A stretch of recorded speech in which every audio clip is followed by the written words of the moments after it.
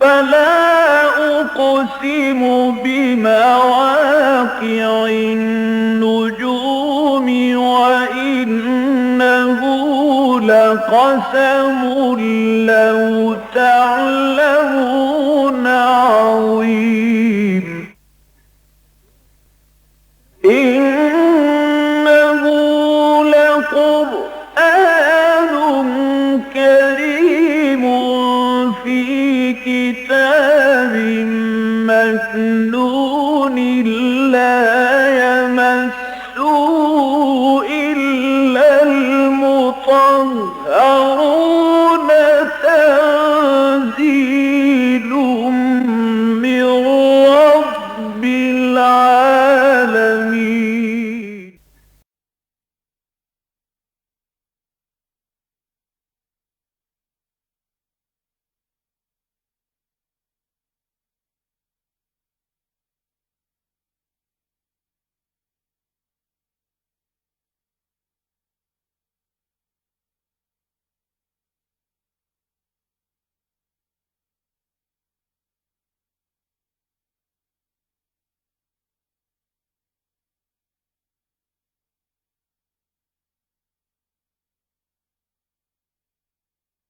نحمده ونصلي على رسوله الكريم اما بعد فقد قال الله تبارك وتعالى كما ورد في آخر سورة المائدة اعوذ بالله من الشیطان الرجیم بسم اللہ الرحمن الرحیم یوم یجمع اللہ الرسل فیقول ماذا اجبتم قالوا لا علم لنا انك انت علام الغیوب الى آخر السورہ صدق اللہ العظیم رب اشرح لي صدری ویسر لي امری واحلل عقدۃ من لسانی یفقہوا قولی اللہم ربنا الہمنا رشدنا واعذنا من شرور انفسنا اللہم ارنا الحق حقا وارزقنا اتباعہ وارنا الباطل باطلا وارزقنا اجتنابہ اللہم نور قلوبنا بالایمان واشرح صدورنا للاسلام ووفقنا لما تحب وترضى آمین یا رب العالمین۔ آج ہم سورہ مائدہ کی اختتامی آیات کا مطالعہ کر رہے ہیں۔ ذہن میں چند بنیادی باتیں تازہ کر لیجئے۔ قرآن حکیم میں سورہ فاتحہ کے بعد جو 4 طویل مدنی صورتیں آئی ہیں، سورہ بقرہ جو طویل ترین صورت ہے قرآن مجید کی 286 آیات، پھر سورہ آل عمران، پھر سورہ نساء، پھر سورہ مائدہ، یہ چاروں طویل ترین مدنی صورتیں جو ہیں، ان میں جو چیزیں مشترک ہیں، ان میں 2 مضامین جو ہیں مشترک ہیں۔ ایک تو امت مسلمہ سے خطاب، اس کے ضمن میں جو احکام ہیں شریعت کے وہ بھی آئے ہیں۔ احکام شریعت کا ابتدائی بلو پرنٹ جو ہے سورہ بقرہ میں تیار ہوا ہے، اور اس کے تکمیلی جو فنیشنگ ٹچز ہیں وہ سورہ مائدہ میں آئے۔ درمیان میں سورہ نساء میں بھی بہت سے احکام ہیں، البتہ یہ کہ سورہ آل عمران میں شرعی احکام نہیں ہیں۔ لیکن امت مسلمہ سے خطاب میں دوسرا پہلو ہے اللہ کی راہ میں جہاد، جد و جہد، محنت، انفاق، یہ بھی ان صورتوں کے اندر بلکہ کھل کر باتیں آتی رہی ہیں۔ لیکن یہ کہ دوسرا حصہ جو ان صورتوں کا ہے وہ ہے اہل کتاب پر کو دعوت اور ان پر اتمام حجت، یہود اور نصارہ پر ان کو دعوت بھی دی گئی ہے، ہر انداز میں دی گئی ہے، اپیل کے انداز میں بھی، دلیل کے انداز میں بھی، ان کے غلط مذمومہ خیالات کی تردید کی گئی ہے، نفی کی گئی ہے، انہیں سمجھایا گیا ہے، موعظہ حسنہ کو بھی استعمال کیا گیا ہے، اور جادلہم باللتی احسن کا انداز بھی اختیار کیا گیا ہے، ان کو تنبیہ بھی آئی ہے، اور ان کے لیے جو اللہ کی طرف سے انذار ہے وہ بھی ہوا ہے۔ اور اس کے ساتھ یہ کہ اتمام حجت ہو گیا ہے ان کے اوپر کہ حضور کی دعوت اور قرآن حکیم کے پیغام کے ضمن میں کوئی اشتباہ باقی نہیں رہا۔ اگلی جو 2 صورتیں آ رہی ہیں قرآن مجید میں، سورہ انعام اور سورہ اعراف، اس میں اصل خطاب ہے مشرکین مکہ سے، مشرکین عرب سے، اور ان پر اتمام حجت۔ تو اس پہلو سے ان صورتوں کے آپس کے مضامین کا جو ربط ہے اس کو سمجھ لینا چاہیے۔ اب یہاں جو ہے یہ جو آیات آج ہم پڑھ رہے ہیں یہ نصارہ پر گویا کہ اتمام حجت ہے اللہ کی طرف سے، اور بڑے ہی یوں سمجھیے کہ بلیغ انداز میں، دل میں اتر جانے والے انداز میں ان کی گمراہیوں پر متنبع کیا گیا ہے۔ اور پھر یہ کہ قیامت میں جو ایک مکالمہ ہوگا اللہ کا مکالمہ ہوگا، ویسے تو تمام انبیاء اور رسل کے ساتھ، لیکن پھر خاص طور پر حضرت عیسیٰ ابن مریم کے ساتھ اس کا ذکر آیا ہے۔ تو اس پہلو سے یہ دو رکوع جو ہے چونکہ ایک تسلسل کے ساتھ مضمون اس میں ہے، اور اس میں عام طور پر وہ باتیں آئی ہیں کہ جو اس سے پہلے بھی مختلف مواقع پر آ چکی ہیں، لہذا کچھ زیادہ تشریح کی ضرورت نہیں ہے، بلکہ ان کو ہم ایک یوں سمجھیے کہ تیزی کے ساتھ پڑھیں گے اور بات انشاءاللہ سمجھ میں آ جائے گی۔ فرمایا یوم یجمع اللہ الرسل، ذرا اس دن کا دھیان کرو، تصور کرو۔ یوما چونکہ یہاں پر مفعول ہے، میم پر زبر ہے، تو گویا کہ اذکروا یوما، یعنی یاد کرو اس دن کو۔ یجمع اللہ الرسل، جس دن کے جمع کرے گا اللہ تعالیٰ رسولوں کو، اور یہاں ظاہر بات ہے کہ صرف رسولوں کو نہیں، رسولوں کی امتوں کو بھی جمع کرے گا۔ وہاں رسول جو ہیں گواہی دیں گے کہ اے اللہ، تیرا جو دین، تیری دعوت، تیرا پیغام جو ہم تک آیا تھا اپنی قوموں کے لیے، ہم نے انہیں پہنچا دیا تھا۔ اور یہ گویا کہ جو دنیا میں ان کے ذریعے سے اتمام حجت ہوا، اسی کا ایک ظہور ہوگا کہ وہ گواہی دیں گے، وہ شہداء بن کر کھڑے ہوں گے، جیسا کہ قرآن مجید میں سورہ نساء میں آیا ہے کہ جب کہ ہم یوم نبعث فی کل امت شہیدا علیہم، ہر امت کے اندر وہ جو ہے وہ ایک شہید، ایک گواہ ان کے خلاف کھڑا ہوگا، وہ ان کا رسول ہوگا۔ اے اللہ، میں نے تیرا پیغام پہنچا دیا تھا، اب یہ ذمہ دار ہے۔ یہی میں نے کئی مرتبہ آپ سے عرض کیا ہے کہ اسی کی تیاری میں حضور نے خطبہ حجۃ الوداع میں گواہی لی ہے، 1.25 لاکھ کا مجمع جو تھا، الا هل بلغت، میں نے بات پہنچا دی یا نہیں؟ اور پورے اس حاضرین کے مجمع نے بیک زبان یہ کہا کہ انا نشہد انک قد بلغت الرسالۃ وادیت الامانۃ ونصحت الامۃ وکشفت الغمۃ۔ ہاں حضور، ہم گواہ ہیں کہ آپ نے حق رسالت ادا کر دیا، حق امانت ادا کر دیا۔ جو بات آپ کے پاس آئی تھی وہ امانت تھی، وہ ہمارے لیے اللہ نے بھیجی تھی، آپ نے وہ امانت ہم تک پہنچا دی، اور آپ نے امت کی خیر خواہی کا حق ادا کر دیا، اور آپ نے تاریکیوں کے، گمراہیوں کی تاریکیاں جو ہیں ان کے بادل جو ہیں چھانٹ دیے۔ پھر اس کے بعد آپ نے انگشت شہادت اٹھائی ہے، پہلے آسمان کی طرف، پھر لوگوں کی طرف اشارہ کیا، اللہم اشہد، اللہم اشہد، اللہم اشہد، 3 مرتبہ، اے اللہ تو بھی گواہ رہے، یہ مان رہے کہ میں نے پہنچا دیا۔ تو یہ جو اجتماع ہوگا قیامت کے دن، تمام انسان حاضر ہوں گے، جیسے کہ عالم ارواح کے اندر جب ہماری سب لوگوں کی روحیں موجود تھیں تو ہم سے عہد دیا گیا تھا، الست بربکم قالوا بلی۔ اس وقت جو ہے ہمارے اجساد نہیں تھے، جسم نہیں تھے، ابھی صرف عالم امر کی جو ہے تخلیق یا تکوین ہوئی تھی، صرف ارواح انسانی اور فرشتے، وہ بھی روح ہیں، اسی لیے حضرت جبرائیل کو الروح الامین کہا گیا، روح القدس کا، وہ بھی روح ہے۔ تو ارواح جو ہیں انسانی اور فرشتے، یہ تو یوں سمجھیے کہ آپس میں بھائی بہن ہیں یا بہنیں ہیں، جو بھی چاہے آپ کہہ دیں، کہ ان کا مادہ تخلیق ایک ہی ہے، نور سے تخلیق کی گئی، یہ جو ارواح ہے انسانی اور جو ارواح ہیں ملائکہ کی شکل میں۔ تو اس وقت ہم سب کے سب حاضر تھے، قیامت کے دن پھر سب کے سب حاضر ہوں گے۔ چنانچہ سورہ کہف میں کہا گیا ہے، لقد جئتمونا کما خلقناکم اول مرہ، آ گئے ہو نا ہمارے پاس جیسے کہ ہم نے تمہیں پیدا کیا تھا پہلی مرتبہ۔ پہلی پیدائش صرف عالم ارواح میں تھی، دوسری پیدائش اس عالم مادی میں ہوئی ہے۔ اس عالم مادی میں ترتیب علیحدہ ہے، باپ کے بعد بیٹا، بیٹے کے بعد پوتا، پوتے کے بعد پڑ پوتا، نسل کے بعد دوسری نسل، پھر اگلی نسل۔ لیکن یہ کہ وہاں کیا تھا، سب کے سب جمع، اور وہاں پھر ہوں گے قیامت کے دن سب کے سب جمع۔ تو اس میں ایک خاص سوال جواب جو ہے رسولوں سے ہوگا۔ یوم یجمع اللہ الرسل فیقول ماذا اجبتم، پھر اللہ تعالیٰ فرمائے گا کہ آپ کو کیا جواب ملا، آپ کی قوموں نے آپ کی دعوت پر کیا رد عمل ظاہر کیا۔ قالوا لا علم لنا انک انت علام الغیوب، وہ کہیں گے کہ پروردگار ہمیں معلوم نہیں، یقیناً تو ہی ہے سب کچھ جاننے والا، تمام غیبوں کا علم رکھنے والا۔ اب اس میں ایک نقطہ پوشیدہ ہے جو ذرا تدبر سے سامنے آتا ہے کہ رسولوں کی زندگیوں میں جو بھی جواب دیا ہے ان کی قوموں نے، جو رد عمل وہ تو ان کے علم میں تھا، لیکن امت تو ایک لمبی شے ہے نا، اس کی تاریخ ہوتی ہے۔ حضرت مسیح کی امت کی 600 برس تاریخ تھی، حضور کے اور حضرت مسیح کے درمیان 600 برس کا فاصلہ ہے۔ حضرت موسیٰ اور حضرت عیسیٰ کے درمیان 1400 برس کا فاصلہ ہے۔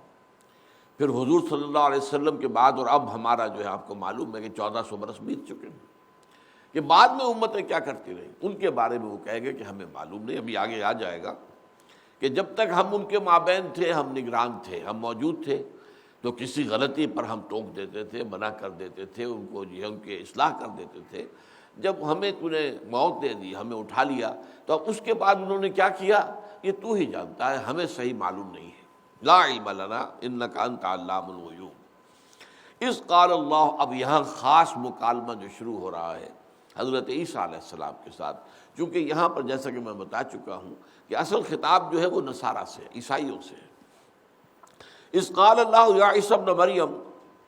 جس وقت کہ کہے گا اللہ تعالیٰ، اگرچہ یہاں صیغہ جو ماضی کا ہے، لیکن یہ کہ میں نے بارہا آپ کو بتایا ہے کہ قرآن مجید میں آخرت کے احوال کا ذکر بھی ماضی کے صیغے میں آتا ہے۔ اتنا یقینی ہے جیسے کہ ہو چکا، ماضی یقینی ہوتا ہے اور مستقبل جو ہے وہ غیر یقینی ہوتا ہے۔ ایک گمان ہے ایسا ہو جائے، ایک گمان ہے ایسا نہ ہو، لیکن یہ کہ قرآن مجید میں احوال قیامت یا احوال برزخ، ان کا ذکر جو ہوتا ہے وہ ماضی کے صیغے میں ہوتا ہے کہ جیسے کہ ہو چکا۔ اس قال اللہ یا عیسی ابن مریم، جبکہ فرمائے گا اللہ اے مریم کے بیٹے عیسیٰ، اذکر نعمتی علیک وعلی والدتک، ذرا یاد کرو میری نعمت، میرا احسان، میرا فضل، میرا کرم جو ہوا تم پر اور تمہاری والدہ پر۔ اذ ایدتک بروح القدس، جبکہ میں نے تمہاری تائید کی، تمہیں مدد پہنچائی، تمہیں سہارا دیا روح القدس کے ذریعے سے، حضرت جبرائیل علیہ السلام۔ یہ میں نے ابھی کہا تھا کہ وہ روح القدس بھی ہے، روح الامین بھی ہے، نزل بہ الروح الامین علی قلبک، تو حضور کے قلب مبارک پر قرآن مجید کو نازل کرنے والے بھی روح الامین ہے حضرت جبرائیل۔ اور حضرت جبرائیل کا معاملہ خاص ہے حضرت عیسیٰ علیہ السلام کے ساتھ، کیونکہ انہوں نے ہی پھونک ماری تھی حضرت مریم سلام علیہا کے جسم میں، جس کے نتیجے میں کہ حمل ٹھہرا تھا۔ نفخنا فیہ من روحنا، اور جیسا کہ سورہ تحریم میں آیا ہے، ونفخت فیہ، یہ بھی واحد کے صیغے میں بھی آیا ہے۔ تو اذ ایدتک بروح القدس، پہلی بات تو یہ، تکلم الناس فی المہد وکہلا، تو گفتگو کرتا تھا لوگوں سے جبکہ پگھوڑے میں تھا یا گود میں تھا ماں کی، اور پھر بڑی عمر کو پہنچ کر بھی۔ اب ظاہر بات ہے کہ یہ جو معجزہ ہے یہ میرے علم کی حد تک، میں نے بہرحال تھورولی تو مطالعہ نہیں کیا ہے اناجیل کا، لیکن یہ انجیلوں میں میرے علم کی حد تک مذکور نہیں ہے۔ قرآن مجید نے زیادہ وضاحت کے ساتھ بات بیان کی ہے کہ حضرت مریم سلام علیہا جب بچے کو لے کر آئی ہیں اپنی آبادی میں، تو اور ان کے اوپر ظاہر بات ہے کہ ایک طوفان کھڑا ہو گیا۔ یہ کیا لے آئی؟ یا مریم لقد جئت شیئا فریا، یا اخت ہارون ما کان ابوک امرأ سوء وما کانت امک بغیا، یہ کیا ہے؟ یہ کیا طوفان لے آئی ہو تم؟ یہ کوئی زنا کیا تم نے، ولد الحرام ہے یہ تمہاری گود کے اندر، کون ہے؟ فاشارت الیہ، تو اشارہ کر دیا حضرت مریم نے اس بچے کی طرف۔ قالوا کیف نکلم من کان فی المہد صبیا، تو انہوں نے کہا ہم کیسے بات کریں اس سے، یہ تو بچہ ہے، یہ کیا بتائے گا؟ اس وقت پھر حضرت موسیٰ بولے ہیں، قال انی عبد اللہ آتانی الکتاب وجعلنی نبیا وجعلنی مبارکا اینما کنت واوصانی بالصلاۃ والزکاۃ وما دمت حیا وبرا بوالدتی ولم یجعلنی جبارا شقیا والسلام علی یوم ولدت ویوم اموت ویوم ابعث حیا۔ اب ظاہر بات ہے کہ اگر یہ نہ ہوتا تو آپ سوچئے کہ حضرت مریم کی خلاصی کیسے ہوتی؟ ظاہر بات ہے کہ شادی ان کی ہوئی نہیں تھی۔ اگرچہ یہودیوں کا کہنا یہ ہے کہ ان کا رشتہ ہو چکا تھا، یوسف نجار ایک بڑھئی تھے یہ یوسف، ان سے یوسف نجار، تو رشتہ ہو چکا تھا، وداعی نہیں ہوئی تھی، نکاح نہیں ہوا تھا، اس سے پہلے ہی انہوں نے آپس میں وہ اختلاط کیا جس کے نتیجے میں حمل ٹھہرا اور حضرت مسیح پیدا ہو گئے۔ یہی وجہ ہے کہ وہ حضرت مسیح کو باسٹرڈ کہتے ہیں، حرامی۔ وہ حلال زیادہ نہیں ہے، حرام زیادہ ہے، یہ کہتے ہیں، کھل کر کہتے ہیں۔ اور ان کی جرأتوں کا عالم یہ ہے کہ عالم مغرب میں رہتے ہوئے، عیسائیوں میں رہتے ہوئے، اور ان کے وجود کا اس وقت سارا دار و مدار عیسائیوں کی سپورٹ پر ہے، لیکن یہ بات کو کھل کر کہتے ہیں۔ سن آف مین، تم کہتے ہو son of God, he was son of man, اور مین سے چونکہ شادی تو ہوئی نہیں تھی تو ظاہر بات ہے کہ پھر وہ اس کے بغیر گویا کہ وہ قانونی اولاد تو نہ ہوئی، حلال اولاد تو نہ ہوئی۔ تو قرآن مجید نے اس بات کو جس طرح کھول کر بیان کیا ہے وہ میرے علم کی حد تک انجیل میں نہیں ہے، اور اس میں ظاہر بات ہے کہ سوال اٹھتا ہے پھر کہ کیسے آخر برداشت کیا قوم نے۔ اس معجزے سے بات ثابت ہوتی ہے کہ قوم جو ہے خاموش ہو گئی، اب اس کے بعد وہ کیا بول سکتی ہے؟ اتنا بڑا معجزہ دیکھ لیا انہوں نے۔ وکالم کے اندر بھی ایک بات پوشیدہ ہے کہ حضرت عیسیٰ کا جو ہے زندگی کا معاملہ دنیا میں جب پہلی بار وہ آئے اور پھر آسمان پر اٹھا لیے گئے، وہ کل عمر ان کی 33 برس ہے۔ 30 برس کی عمر میں انہوں نے اپنی دعوت و تبلیغ کا آغاز کیا ہے، اور 3 برس کی صرف منسٹری اسے کہتے ہیں یہ لوگ، یعنی دعوت و تبلیغ جو ہے تو 3 برس کی تھی، اس کے بعد وہ اٹھا لیے گئے۔ تو اس کا مطلب ہے کہولت جسے کہتے ہیں، کہولت جو آتی ہے وہ 40 برس کے بعد آتی ہے، 50-60 اس کو کہیں گے کہولت۔ تو وہ کہولت میں بھی بات کی، اس سے ثابت ہوا کہ حضرت مسیح کو دوبارہ آنا ہے، اور اس وقت وہ پختہ عمر کے جب ہوں گے تب بھی لوگوں سے گفتگو کریں گے۔ یہ بھی در حقیقت ذکر جو ہے قرآن مجید نے کھل کر دیا ہے کہ بچپن میں پنگھوڑے کے اندر یا ماں کی گود میں ان کا کلام کرنا یہ تو ایک بہت بڑا معجزہ تھا ہی، لیکن ان کا خاص معاملہ یہ ہے کہ وہ رفع سماوی اٹھا لیے گئے اور آئیں گے دوبارہ، پھر لوگوں سے کلام کریں گے، وہ ہوگا کہولن، کہلا۔ تکلم الناس فی المہد وکہلا وَإِذْ عَلَّمْتُكَ الْكِتَابَ وَالْحِکْمَةَ وَالتَّوْرَاةَ وَالْإِنجِیلَ، اور یاد کرو جب کہ میں نے تمہیں سکھائی کتاب بھی اور حکمت بھی اور تورات بھی اور انجیل بھی۔ اب یہاں جو 4 چیزیں آئی ہیں ان میں ایک بڑا لطیف جو ہے ربط کیا ہے، علمتک الکتاب والحکمہ، یہ واو درمیان میں جو ہے یہ واو عطف ہے، کتاب بھی سکھائی حکمت بھی سکھائی، والتوراۃ والانجیل، تورات اور انجیل کے درمیان بھی واو جو ہے وہ واو عطف ہے، درمیان میں جو ہے وہ واو وہ در حقیقت جو ہے واو بیانیہ ہے، تفسیری ہے۔ میں نے تمہیں سکھائی تورات بھی اور انجیل بھی، یعنی میں نے تمہیں سکھائی کتاب بھی اور حکمت بھی، یعنی تورات بھی اور انجیل بھی، اس لیے کہ انجیل میں صرف حکمت ہے، احکام نہیں ہے، اور تورات میں صرف احکام ہے، حکمت نہیں ہے۔ یہ قرآن مجید ہے جو جامع ہے احکام اور حکمت۔ یعلمہم الکتاب والحکمہ، قرآن مجید کے اندر کتاب سے مراد اصل میں احکام ہوتے ہیں۔ کتب علیکم الصیام، اب یہ شرعی حکم ہے جو دیا گیا ہے۔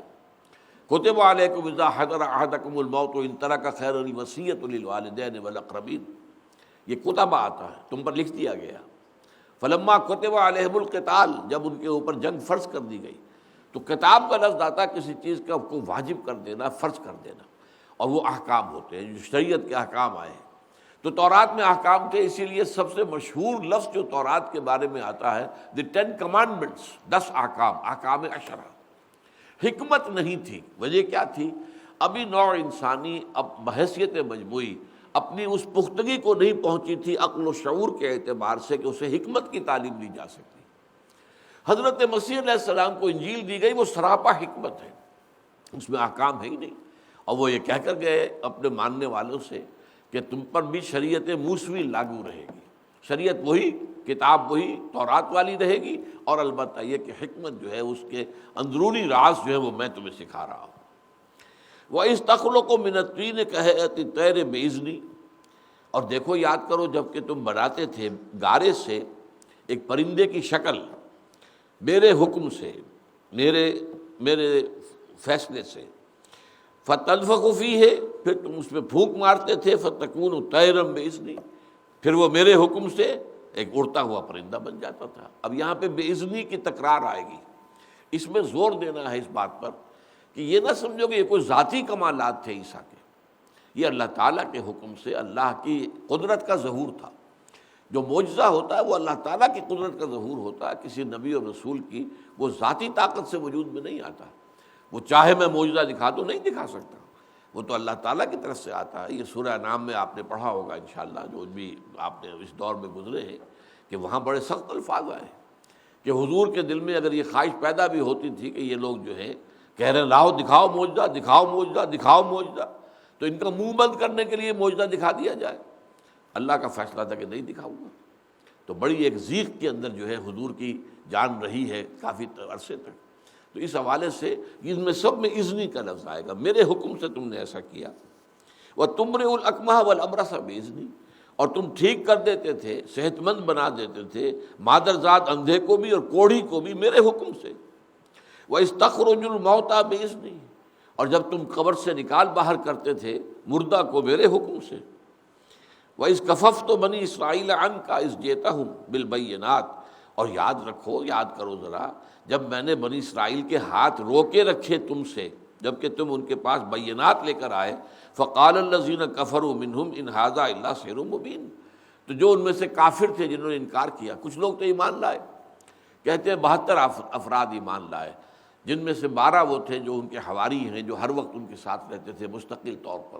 گویا کہ صحابہ کے درجے میں جو ہے وہ 12 تھے، باقی ایمان لانے والے 72 تھے، واللہ عالم۔ تو باقی جو لوگ تھے انہوں نے انکار کیا، کفر کیا، انہیں جادوگر قرار دیا، انہیں کافر قرار دیا، انہیں مرتد قرار دیا، انہیں واجب القتل قرار دیا۔ تو اذ کففت بنی اسرائیل کا عنک اذ جئتہم بالبینات فقال الذین کفروا منہم، اور یہ کہا انہوں نے ان میں سے ان لوگوں نے جنہوں نے کفر کیا تھا، ان ھذا الا سحر مبین، یہ معجزے کیا ہیں، یہ تو جادو ہے اور یہ جادوگر ہے اور جادو کرنا حرام ہے، تو یہ حرام کام کا مرتکب ہو گیا ہے، لہذا یہ کافر ہے، مرتد ہے، اس کو قتل کر دو۔ اور یہ آپ کو معلوم ہے کہ حضرت مسیح علیہ السلام کو اللہ نے بچایا، اور عین جب کہ ان کو وہ گرفتار کیا جا رہا تھا تو جو شخص مخبری کر کے لایا تھا فوجیوں کو گرفتار کرانے کے لیے، اس کی صورت بنا دی گئی حضرت مسیح کی سی، اور حضرت مسیح کو اسی وقت فرشتے جو ہے آئے، چھت پھٹی ہے جس وہ کوٹری کے اندر تھے اور عبادت کر رہے تھے، اور انہیں اٹھا کر لے گئے۔ اور وہ شخص سولی چڑھا ہے جس نے غداری کی تھی، جس نے بٹرے کیا تھا، جس نے گرفتار کرایا تھا، جس نے مخبری کرائی تھی، تھا ان کے 12 حواریین میں سے۔ اب یہ ایک علیحدہ مسئلہ ہے، میرے نزدیک وہ شخص بہت مخلص تھا، اصل میں اسے یقین یہ تھا، بلکہ چونکہ وہ تھا ایک تحریک اس زمانے میں چل رہی تھی، زیلوٹس کہلاتے ہیں، وہ یہودیوں میں نوجوانوں کی ایک زیر زمین انڈر گراؤنڈ موومنٹ تھی جو کہ رومیوں کے خلاف تھی۔ ان کا سردار تھا باراباس، تو باراباس جو ہے وہ بھی قید میں تھا، اور حضرت مسیح علیہ السلام بھی قید میں، حضرت مسیح کی جگہ وہ اسکاریوٹ بھی قید میں آیا ہے۔ بہرحال وہ جو ہے یہ شخص بھی اسکیریوٹ جو تھا، جیوڈاس اسکیریوٹ، یہ برابا ڈاکو کا ساتھی تھا، اسے وہ ڈاکو کہتے تھے کیونکہ جو باغی تھا رومن امپائر کا۔ اس سے اس نے کہا تھا کہ مجھے یقین ہے کہ اگر مسیح جو ہے اگر پہاڑ سے کہے ٹل جا وہ ٹل جائے گا، اتنا یقین تھا حضرت مسیح پر۔ اس کی خواہش یہ تھی کہ حضرت مسیح قرض کریں رومیوں کو، بد دعا دیں، اگر مسیح ایک مرتبہ بھی بد دعا دے دیں گے رومیوں کو، رومی برباد ہو جائے گا، یہ یقین تھا اس کو۔ اس لیے اس نے پکڑوایا کہ انہیں تکلیف ہو، انہیں مار پڑے، ایسے تو ماننے کو تیار نہیں ہے، یہ جو ہے وہ بد دعا دینے کو تیار نہیں ہے رومیوں کو، پھر جب انہیں پرسنل تکلیف ہوگی تو پھر ظاہر بات ہے کہ ان کے منہ سے بد دعا نکلے گی، اور اس بد دعا کے نتیجے میں رومی برباد ہو جائیں گے، ہم آباد ہو جائیں گے۔ لیکن بہرحال اس کا it was an act of betrayal, حضرت مسیح علیہ السلام کو گرفتار کرانے میں تو وہ شخص ہے کہ جو سولی چڑھا ہے۔ تو حضرت مسیح علیہ السلام کو تو اللہ نے بچائے رکھا۔ وَإِذْ أَوْحَيْتُ إِلَى الْحَوَارِيِّينَ أَنْ آمِنُوا بِي وَبِرَسُولِي، اور یاد کرو جب کہ میں نے وحی کی تھی حواریوں کو کہ ایمان لاؤ مجھ پر بھی اور میرے رسول پر بھی۔ اب یہ وحی کون سی ہے؟ یہ وحی خفی جو ہوتی ہے، الہام ہو جاتا ہے، وحی خفی، وہ غیر نبی کو بھی ہوتا، حضرت موسیٰ کی والدہ کو ہوا تھا، اسی وحی خفی کے پر عمل کرتے ہوئے تو حضرت موسیٰ کو صندوق میں ڈال کے اور دریائے نیل کی موجوں کے حوالے کر دیا تھا والدہ نے۔ تو یہ وحی جو ہے، یہ جو ہے جیسے کہ آتا ہے، یہ تمام جو جتنی ذی حیات جتنی چیزیں ان سب کو ہوتی ہیں، جو کہا قرآن مجید میں کہ شہد کی مکھی کو اذ اوحینا الی النحل، تو اس حوالے سے یہ وہ وحی ہے، یہ نہیں کہ وہ سب کے سب رسول تھے یا نبی تھے۔ اذ اوحیت الی الحواریین ان آمنوا بی وبرسولی، جبکہ میں نے اشارہ کیا تھا یا دل میں بات ڈال دی تھی حواریین کے کہ ایمان لاؤ مجھ پر بھی اور میرے رسول پر بھی. قالوا آمنا واشہد باننا مسلمون، ان کا ہم ایمان لے آئے اور آپ گواہ رہیے گا اے مسیح علیہ السلام، آپ اللہ کے یہاں گواہی دیجیے گا کہ ہم مسلم ہیں، ہم نے اطاعت قبول کر لی ہے. اذ قال الحواریون، اب یہاں ایک خاص واقعہ آ رہا ہے ان کا. اور یاد کرو جب کہ کہا حواریین نے یا عیسی ابن مریم، اے عیسیٰ ابن مریم علیہ الصلوۃ والسلام، هل يستطيع ربك ان ينزل علينا مائدة من السماء. لفظی ترجمہ ہوگا کیا آپ کے رب کو یہ قدرت حاصل ہے کہ وہ ہم پر آسمان سے ایک خوان نازل کر دے. یہ خوان کیا شے ہوتی تھی؟ جسے دسترخوان ہم کہتے ہیں، جس پر کھانا چنا جاتا ہے. تو پچھلے زمانے میں یہ ہوتا تھا میز کے اوپر بیٹھ کر، تو میز کا تو ہمیں رواج نہیں تھا، لیکن چوکی سی بنی ہوتی تھی ذرا 6 انچ اونچی، 9 انچ اونچی، اور اس کے ادھر ادھر بیٹھ کے چوکی کے اوپر کھانا رکھ، وہ خوان کہلاتا تھا. حضور صلی اللہ علیہ وسلم کے بارے میں حدیث آتی ہے ما اکل النبی صلی اللہ علیہ وسلم علی الخوان قط، حضور نے یہ خوان بھی کبھی استعمال نہیں کیا. تو وہ خوان جو ہے وہ ایک آسمان سے اتار سکتا ہے آپ کا رب کہ وہ اس کے اندر قال اتقوا اللہ ان کنتم مؤمنین. حضرت عیسیٰ نے کہا اللہ سے ڈرو اگر تم مومن ہو. ایسا کھلا خرق عادت کسی کے مطالبے پر اللہ نہیں دکھایا کرتا. اپنی مرضی سے خرق عادت معجزے وہ دکھاتا ہے، لیکن وہ معجزے بھی ڈھکے چھپے ہوتے ہیں، وہ بھی کسی جو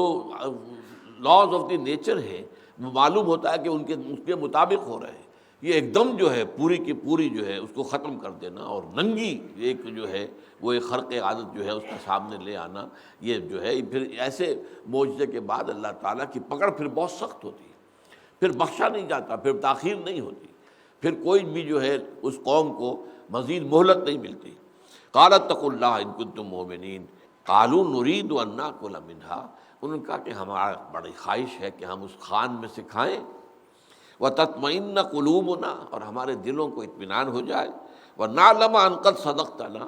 اور ہمیں یقین ہو جائے کہ آپ نے جو باتیں ہم سے کہی ہیں وہ حقیقت ہیں، سچی ہیں بالکل. وَنَكُونَ عَلَيْهَا مِنَ الشَّاهِدِينَ، اور ہم اس پر گواہ ہو جائیں. اب یہاں وہ سوال پیدا ہوتا ہے کیا اس سے پہلے انہیں ایمان حاصل نہیں تھا، اطمینان نہیں تھا؟ یہاں یاد کیجئے کہ حضرت ابراہیم نے بھی اللہ سے دعا کی تھی رب ارنی کیف تحیی الموتى قال اولم تؤمن قال بلی ولکن لیطمئن قلبی. جب حضرت ابراہیم نے استدعا کی پروردگار مجھے دکھا دے تو مردوں کو کیسے زندہ کرے گا، فرمایا کہ کیا تم ایمان نہیں رکھتے اے ابراہیم؟ آپ نے پھر عرض کیا میں یقیناً ایمان رکھتا ہوں، ایمان ہے، ایمان بالغیب تو ہے، لیکن یہ کہ میں چاہتا ہوں کہ مجھے وہ یقین کامل حاصل ہو جائے، میرا دل اس کے اوپر بالکل ٹھک جائے. وَلَٰكِن لِيَطْمَئِنَّ قَلْبِي. اس کے بعد اللہ تعالیٰ نے وہ سورہ بقرہ کے اندر پورا واقعہ ہے، میں اس کو دہرانا نہیں چاہتا، تو یہاں صرف مثال دے رہا ہوں. ایمان تو ان کے اندر پہلے بھی تھا، لیکن اس کے اندر انہوں نے چاہا کہ اتنا اضافہ ہو جائے، اتنی یقین کی کیفیت ہو جائے کہ بالکل پھر اس کے اندر کسی شک و شبے کا کوئی کانٹا چبھا نہ رہ جائے. قال عیسی ابن مریم، اب اس پر حضرت عیسیٰ ابن مریم نے دعا کی اللہم ربنا انزل علینا مائدۃ من السماء. اے اللہ، اے ہمارے پروردگار، ہم پر آسمان سے ایک خوان اتار دے، بھرا ہوا، کھانے سے بھرا ہوا خوان. تکون لنا عیدن، وہ ہمارے لیے جشن کا دن بن جائے. لنا عیدن لاولنا وآخرنا، ہمارے پہلوں کے لیے بھی اور پچھلوں کے لیے بھی. وآیۃ منک، اور وہ آیت بن جائے، نشانی بن جائے تیری طرف سے. ورزقنا وانت خیر الرازقین، اور ہمیں رزق عطا فرما اور تو یقیناً بہترین رزق دینے والا ہے. اس پر جو اللہ تعالیٰ کا جواب ہے وہ بہت اہم ہے. قال اللہ انی منزلها علیکم، اللہ نے فرمایا ٹھیک ہے وہ تو میں کر ہی دوں گا، میں لازماً تم پر وہ جو ہے خوان اتار دوں گا. فمن یکفر بعد منکم، پھر اس کے بعد بھی تم میں سے اگر کسی نے کفر کا ارتکاب کیا اور ناقدری کی ہماری تعلیم کی، فإنی أعذبه عذابا لا أعذبه أحدا من العالمین، تو پھر میں ان کو وہ عذاب دوں گا جو تمام جہان والوں میں سے کسی کو نہیں دوں گا. یعنی اتنا بڑا تم نے مطالبہ کیا ہے، جس طریقے سے یہودیوں نے کہہ دیا تھا حضرت موسیٰ سے ارنا اللہ جہرۃ، ہمیں دکھا اللہ. تو کہتا ہے اللہ سے تیری ملاقات ہوئی ہے، ہمیں بھی دکھانا. اب یہ جو ہے اس کے اوپر آپ کو معلوم ہے صاعقہ ان کے اوپر آیا، ان سب کے اوپر موت طاری ہو گئی تھی، پھر اللہ نے انہیں دوبارہ زندہ کیا. تو اس طرح کا مطالبہ جو ہے اللہ تعالیٰ کی عام سنت نہیں ہے کہ اس کو مانا جائے، لیکن یہاں اللہ تعالیٰ نے حضرت عیسیٰ علیہ السلام کی درخواست جو ہے وہ چونکہ بہت ہی یوں سمجھیے کہ عاجزانہ درخواست تھی، تو ان کو اللہ نے مان تو لیا۔ انی منزلھا علیکم فمن یکفر بعد منکم فانی اعذبہ عذابا لا اعذبہ احدا من العالمین، اتار تو میں وہ دوں گا تم پر، ظاہر بات ہے اللہ کی قدرت سے بعید نہیں ہے، لیکن پھر تم میں سے اگر کسی نے کفر کی روش اختیار کی تو اسے پھر وہ عذاب دوں گا جو کسی کو نہیں دوں گا تمام جہان والوں میں۔ اب اس میں یہ ہے کہ آیا وہ خوان اترا یا نہیں، اس کا ذکر انجیل میں نہیں ہے اور قرآن میں بھی نہیں ہے۔ ایک امکان یہ ہے، بعض مفسرین نے کہا کہ ہو سکتا ہے کہ اتنی بڑی دھمکی جب اللہ تعالیٰ کی طرف سے آ گئی تو شاید کہ ان کے حواریین نے اپنا وہ تقاضا، اپنی وہ فرمائش واپس لے لی ہو، واللہ اعلم۔ لیکن یہ بھی ہو سکتا ہے کہ وہ خوان اترا ہو، جیسے کہ الفاظ بڑے وہ ہے یقینی والے ہیں، انی منزلھا علیکم، اس میں اصل میں یہ آتا ہے کہ منزل جو ہے یہ اس میں فاعل ہے، اور جہاں اس میں فاعل آتا ہے وہاں بہت تاکید ہوتی ہے۔ تو یہ انی انزلھا علیکم اگر فعل کی شکل میں آتا کہ میں اسے نازل کر دوں گا تم پر، تو اس میں وہ تاکید نہ ہوتی۔ انی منزلھا علیکم، میں لازماً اسے اتار دوں گا تم پر، تو اس سے میرا گمان تو یہ ہے کہ خوان اترا ہے اور انہوں نے اس میں سے کھایا ہے اور وہ ان کے لیے ایک آیت بنی ہے۔ لیکن بہت سے مفسرین کی رائے یہ ہے کہ ہو سکتا ہے، اور یہ ہو سکتا ہے کہ حد تک مجھے بھی اختلاف نہیں، کہ اللہ تعالیٰ کی طرف سے چونکہ اس کے اوپر ناپسندیدگی کا بڑا شدید اظہار ہوا اور پھر دھمکی جو ہے بہت سخت ہے، لہذا اس کے پیش نظر ہو سکتا ہے کہ انہوں نے اپنا وہ مطالبہ یا فرمائش واپس لے لی ہو۔ وَإِذْ قَالَ اللَّهُ يَا عِيسَى ابْنَ مَرْيَمَ، اب یہاں دیکھیے ذرا انداز خشونت کا اور غصے کا، اور یاد کرو جب کہ کہے گا اللہ تعالیٰ، اے عیسیٰ ابن مریم، أَأَنْتَ قُلْتَ لِلنَّاسِ اتَّخِذُونِي وَأُمِّيَ إِلَٰهَيْنِ مِن دُونِ اللَّهِ، کیا تم نے کہا تھا اپنے لوگوں سے کہ مجھے اور میری ماں کو بھی اللہ کے میرے سوا جو ہے اللہ کے سوا معبود بنا لینا؟ اب یہ جو انداز ہے سخت ہے، اس میں نوٹ کرنے کی بات کئی دفعہ میں درس میں بات کر چکا ہوں کہ بسا اوقات سختی اللہ تعالیٰ کی طرف سے بظاہر تو کسی کی طرف ہو رہی ہوتی ہے، لیکن اس سختی کا اصل رخ جو ہے، وہ غضب جو ہے، وہ کسی اور کی طرف ہوتا ہے۔ ایک کہاوت بھی ہمارے ہاں کی گھریلو اردو زبان میں ہے کہ بیٹی نی بیٹی تجھ سے کہوں اور بہو ری بہو تو کان دھر، یعنی بہو سے براہ راست کچھ کہنے کی بجائے بہو برا مان جائے گی۔ وہ ساس بہو کا معاملہ تو بڑا نازک ہوتا ہے، تو کسی بات کے اندر جو ہے تنبیہ کرنی ہے تو وہ بیٹی کو مخاطب کر کے کہیں گے تاکہ وہ بھی سن لے اور وہ بھی سمجھ جائے، اسے بھی کان ہو جائے۔ بیٹی ری بیٹی تجھ سے کہوں اور بہو ری بہو تو کان دھر، کام تو سن۔ تو قرآن مجید میں بہت جگہوں پر آیا ہے، حضور کی طرف گویا کہ خطاب ہے سخت، لیکن خطاب ان مشرکین کی طرف ہوتا تھا کہ جو کوئی مطالبہ کر رہے ہوتے تھے یا جن کی وجہ سے وہ ساری صورت پیدا ہوئی۔ اسی طرح یہاں پر بھی سختی کا انداز جو ہے وہ تو حضرت عیسیٰ کے لیے، اگرچہ یہ اپنی جگہ ہے، اللہ کو حق حاصل ہے، وہ سختی کر سکتا ہے، اللہ رب ہے، خالق ہے، مالک ہے، اور عیسیٰ ہو یا محمد ہو صلی اللہ علیہ وسلم علیہ الصلوۃ والسلام، وہ بندے ہیں۔ العبد عبد وإن تعرج والرب رب وإن تنزل، رب ہی ہوتا ہے چاہے کتنا ہی نزول اختیار کر لے۔ آپ کو معلوم ہے کہ رات کے آخری حصے میں اللہ تعالیٰ سمائے دنیا جو ہے پہلا آسمان اس تک نازل ہو جاتا ہے، اترتا ہے، لیکن رب تو رب ہی رہے گا نا۔ اور حضور 7ویں آسمان پر پہنچے معراج میں، لیکن وہ حضور بہرحال عبد ہی رہے، فَأَوْحَىٰ إِلَىٰ عَبْدِهِ مَا أَوْحَىٰ، وہ تو عبد جو ہے وہ تو عبد ہی رہے گا چاہے وہاں پہنچ جائے، سدرۃ المنتہا پر پہنچا ہوا ہو۔ تو اسی اعتبار سے ظاہر بات ہے کہ حضرت عیسیٰ علیہ السلام ٹھیک ہے، وہ کلمۃ اللہ بھی ہے، روح اللہ بھی ہے، ان کا مقام بہت اونچا ہے، بہت ایک منفرد مقام کے حامل ہے، لیکن بہرحال اللہ کے بندے ہیں، اللہ تعالیٰ سختی کر سکتا ہے۔ لیکن یہ کہ وہ اسلوب بھی سامنے رہے تو اصل میں یہ سختی کن پر ہے؟ جنہوں نے حضرت عیسیٰ کو اور حضرت مریم کو خدا بنایا۔ اب یہاں نوٹ کر لیجئے کہ یہ اصل میں عیسائیوں میں تثلیث جو ہے وہ دو طرح کی رہی ہے۔ ایک تثلیث تھی گاڈ ایز فادر، وہ تو اللہ، گاڈ ایز سن اور God as mother of God as mother, ام اللہ، یہ ام اللہ کے الفاظ استعمال ہوتے ہیں عربی کے اندر ان کے ہاں، مادر خدا۔ تو یہ تین پر تثلیث بنتی ہے، اور یہ اصل میں تثلیث تھی اہل مصر کے اندر، ہورس، آئسس، یہ جو تثلیث ان کے ہاں تھی، در حقیقت وہ باپ، بیوی اور بیٹا، یہ اصل میں ان کے ہاں بھی تھا۔ باپ تھا وہ سورج دیوتا، اور بیٹا پھر ہوتا تھا وہ فرعون جو بادشاہ ہوتا تھا، وہ بھی معبود ہوتا تھا۔ آئسس دیوی تھی کہ جو اس کی ہورس کی بیوی تھی۔ تو اس طرح کی تثلیث وہاں تھی، تو عیسائیوں کے ہاں بھی وہ تثلیث آ گئی، ان کو دیکھا دیکھی ان کے جو ہے انہوں نے وہ اختیار کر لی۔ لیکن بعد میں حضرت عیسیٰ کو، حضرت مریم کو اس میں سے خارج کر دیا گیا، اگرچہ ان کی الوہیت کا ایک عقیدہ ان کے دلوں کے اندر جو ہے وہ موجود رہا، کہ وہ بھی گویا کہ ان الوہیت کے اوصاف سے متصف ہیں، لیکن یہ ہے کہ بہرحال اب جو ٹرینٹی دنیا میں ہے اس میں شامل حضرت مریم نہیں ہے۔ گاڈ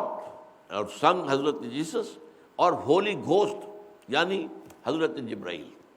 ان تین کو ملا کر وہ ایک بناتے ہیں اور کہتے ہیں یہ ایک ہی ہے، ایک ہی کے تین پہلو ہیں، اللہ اور حضرت عیسیٰ اور حضرت جبرائیل، یہ ایک ہی یونٹی کے تین اسپیکٹس ہیں، اسی لیے وہ کہتے ہیں یونٹی ان ٹرینٹی،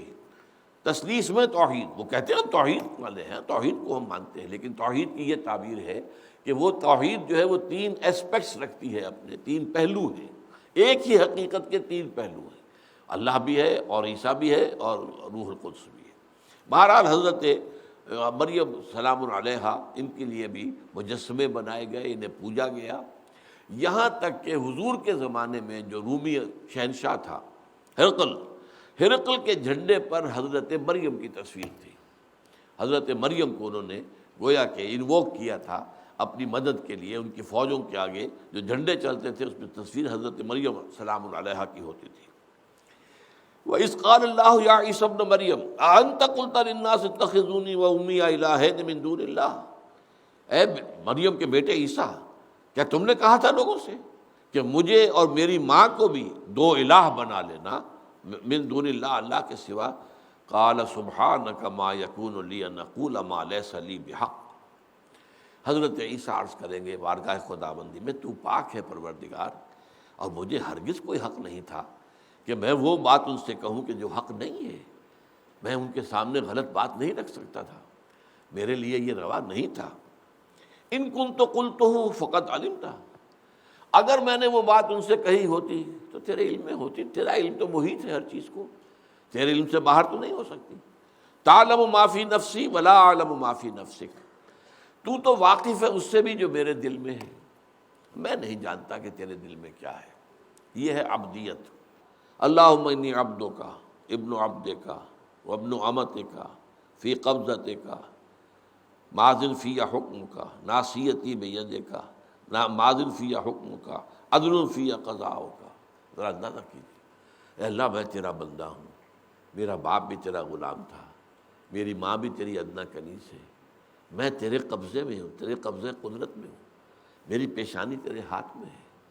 میرے پورے وجود میں تیرا حکم جاری و ساری ہے، اور میرے بارے میں جو فیصلہ تو کرے وہ عدل ہے،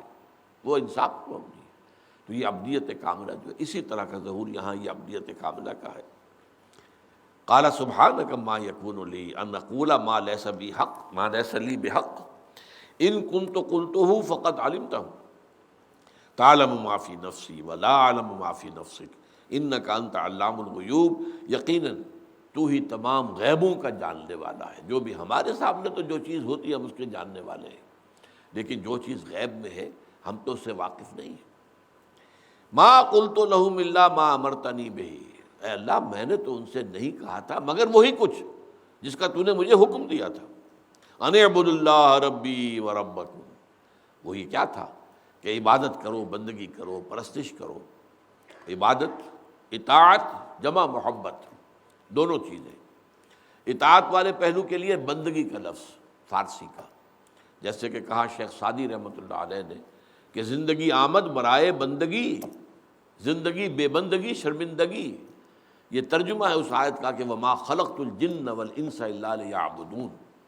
تو اطاعت کاملہ، ہمہ تن ہمہ وقت ہمہ وجوہ اطاعت، یہ تو ہے بندگی۔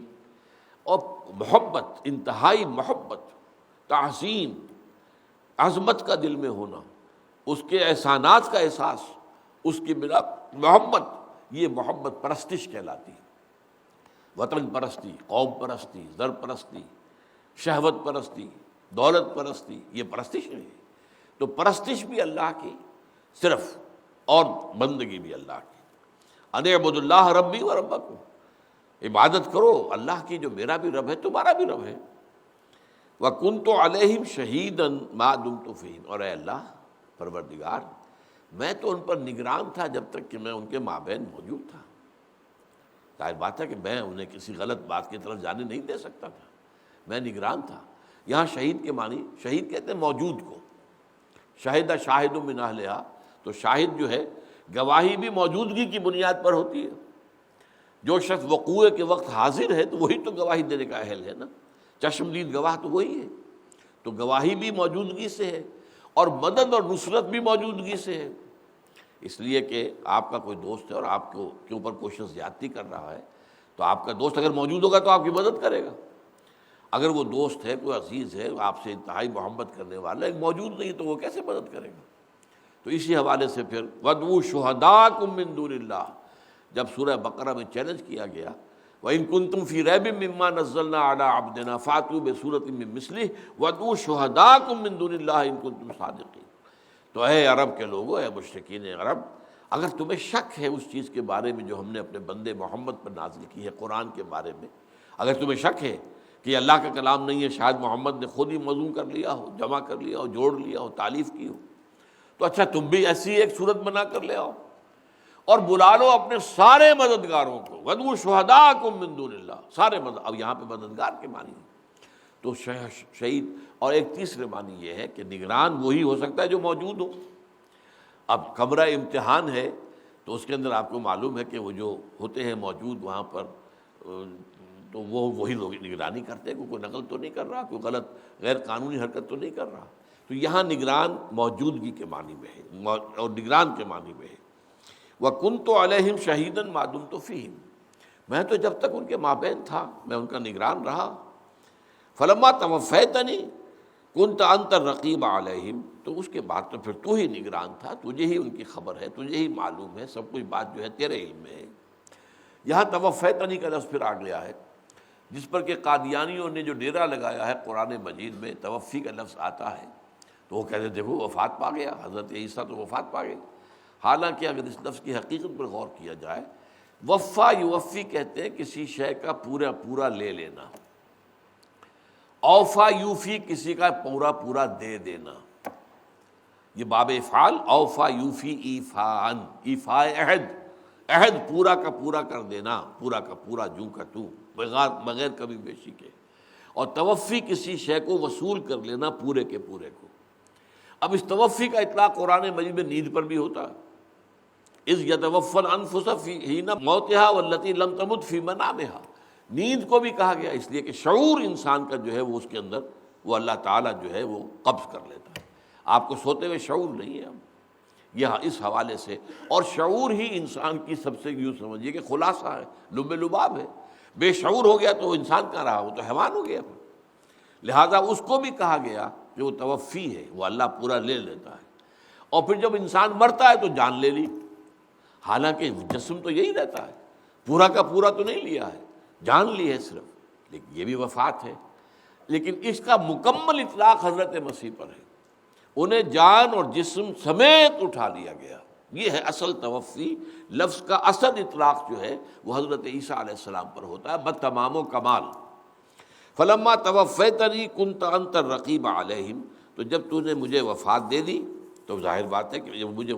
اٹھا لیا، مجھے قبض کر لیا، تو پھر تو ہی ان پر نگران تھا۔ وانت علی کل شیء شہید، اور یقیناً تو ہر چیز پر نگران ہے، خبردار ہے۔ ان تعذبهم فانہم عبادک، اے اللہ اب اگر تو انہیں عذاب دے تو وہ تیرے بندے ہیں، تجھے اختیار ہے۔ وَإِن تغفر لَهُمْ، اور اگر تو بخش دے، فَإِنَّكَ أَنْتَ الْعَزِيزُ الْحَكِيمُ، تو زبردست ہے، سارا اختیار تیرے ہاتھ میں ہے، کوئی تجھے ہاتھ نہیں پکڑ سکتا، کوئی تجھ پر اعتراض نہیں کر سکتا، تو عزیز ہے، حکیم ہے۔ اب یہ دیکھیے بڑے لطیف پیرائے میں حضرت عیسیٰ علیہ السلام کی طرف سے ایک پلی ہے، گویا کہ اپنی امت کے لیے کسی درجے میں وہ ایک رحم کی درخواست کر رہے ہیں، اگرچہ الفاظ یہ نہیں ہے کہ اللہ انہیں معاف کر دے، ان تعذبہم، اگر تو عذاب دے تو ٹھیک ہے، انہم عبادک، تیرے بندے ہیں، تو جو چاہے کرے، تجھے اختیار کامل حاصل ہے۔ لیکن اگر تو معاف کر دے، وَإِن تغفر لَهُمْ فَإِنَّكَ أَنْتَ الْعَزِيزُ الْحَكِيمُ، تو یقیناً زبردست ہے، با اختیار ہے، کمال حکمت والا، تجھے اختیار حاصل ہے۔ تو اس کو ذہن میں رکھیے، میں نے بارہا یہ کہا ہے کہ ہمارے اور معتزلہ کے ساتھ بریکٹ کر لیجئے شیعہ، معتزلہ پلس شیعہ اور اس کے ورسس اہل سنت۔ ہمارے نزدیک اللہ پر عدل واجب نہیں ہے، وہ نیکوکار کو سزا دے اس کا اختیار ہے، وہ بدکار کو معاف کر دے اس کا اختیار ہے۔ یغفر لمن یشاء ویعذب من یشاء واللہ علی کل شیء قدیر، وہ بخش دے گا جس کو چاہے گا اور عذاب دے گا جس کو چاہے گا، اور وہ ہر چیز پر قادر ہے۔ یہ ہم جانتے ہیں کہ وہ عدل کرے گا، انصاف کرے گا، یہ اور بات ہے، لیکن اس پر عدل واجب ہے، یہ در حقیقت گویا کہ ایک لمیٹیشن ہو جاتی ہے۔ پھر اس ہستی کے اختیار کے اوپر گویا کہ ایک لمٹ ہے۔ اللہ کا اختیار مطلق ہے، اس کی ہر صفت مطلق ہے، نہ پیدا کنار ہے، اس کے لیے جو ہے کوئی کنارہ نہیں ہے، وہ چاہے تو بخش دے۔ آج اسی کے لیے میں ذرا نوٹ کر کے لایا ہوں، حضرت ابراہیم علیہ السلام نے، یہ سورہ ہود کے اندر پورا واقعہ آیا ہے، تفصیل میں جانے کا تو وقت نہیں ہے، کہ فرشتے آئے ان کے پاس انسانی شکل میں۔ وہ فرشتے اللہ نے بھیجے تھے قوم لوط پر عذاب دینے کے لیے۔ قوم لوط آباد تھی دو شہروں میں، جس کو صدوم اور عمورہ کہتے ہیں۔ یہ جو ڈیڈ سی ہے اس کے ساحل پر یہ دونوں شہر تھے، اور بڑے شہر تھے، بڑا تجارتی مرکز تھا ایک زمانے میں۔ ایسٹ ویسٹ سے جو ٹریڈز روٹ تھا، مشرق سے مغرب کی طرف، یعنی عراق کی طرف سے وہ مصر کی طرف، یا مصر سے عراق کی طرف، یہ ایسٹ ویسٹ ہے۔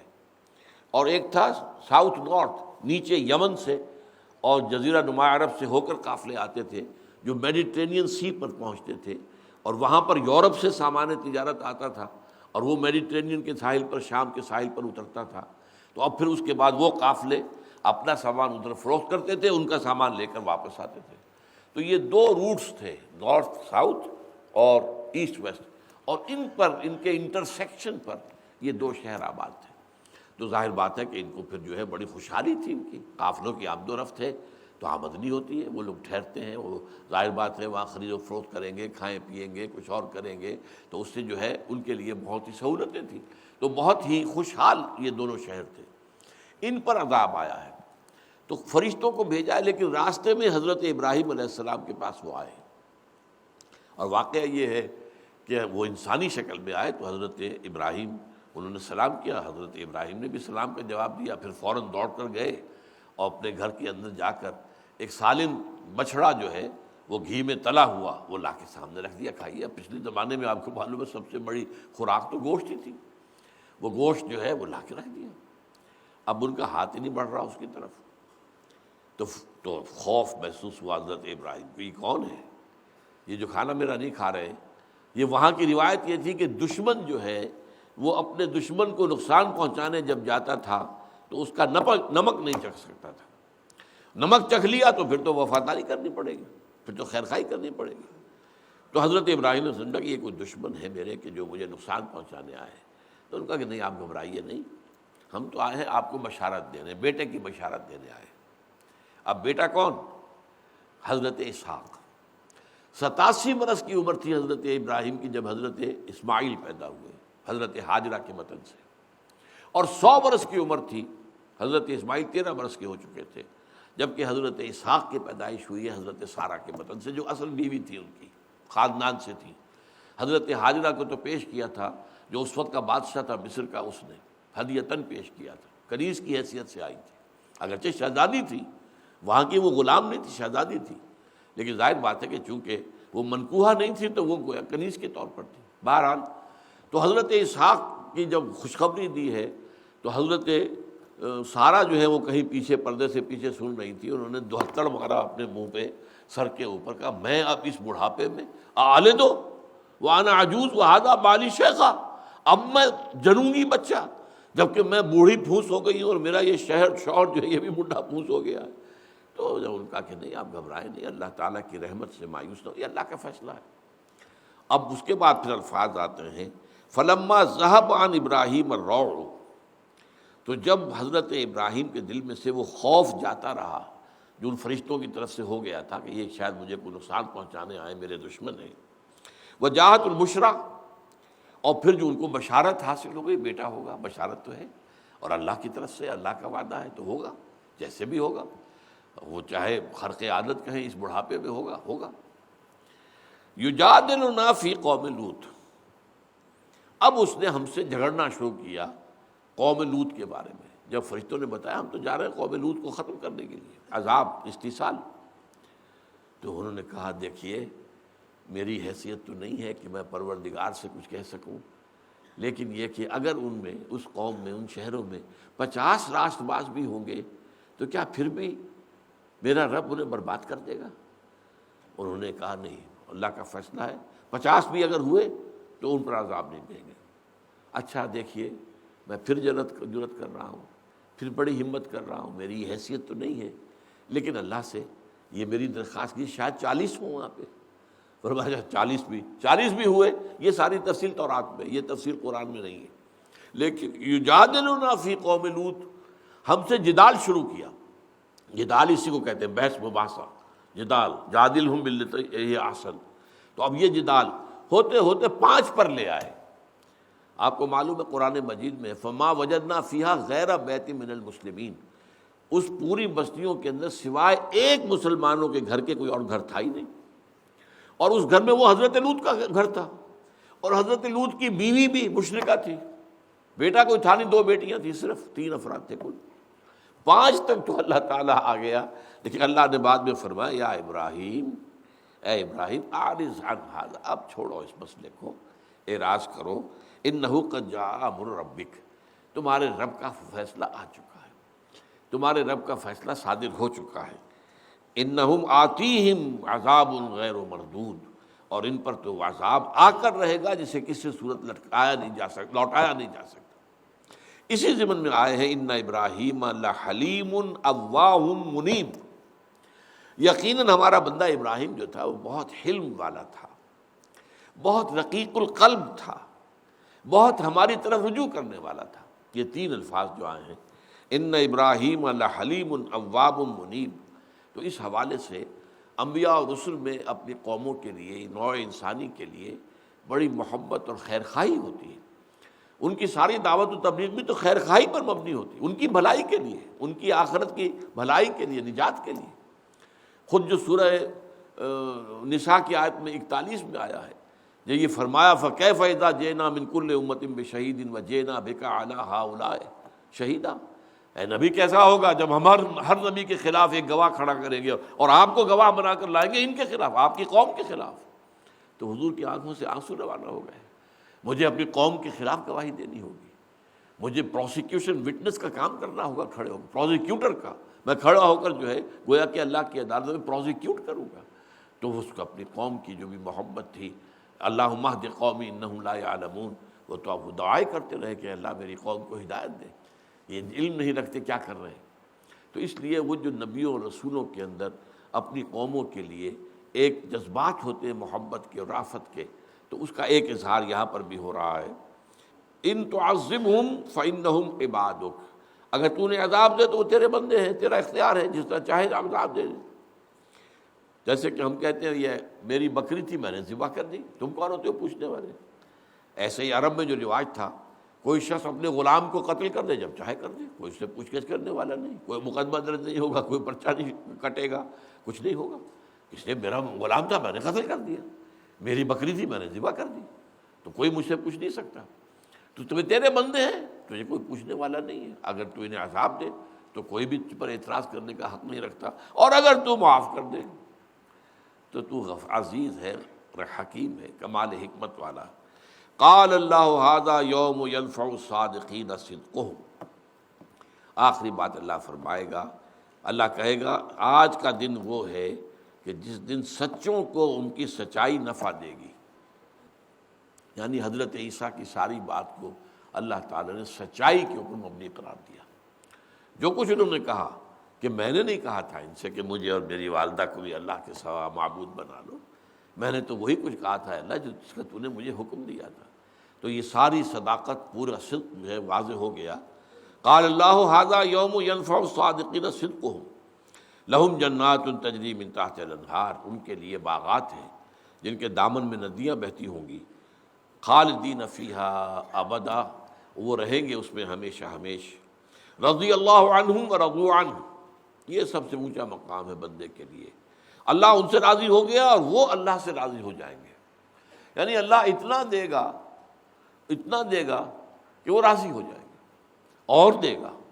اور جیسے جیسے وہاں پر درجات بلند ہوتے جائیں گے اہل جنت کے، اللہ تعالیٰ کا نئی سے نئی نعمتوں کا ظہور ہوگا جس کا انہیں گمان تک نہیں ہوگا۔ آخری نعمت حدیث میں آتا ہے کیا ہوگی؟ وہ دیدار ہوگا اللہ کا،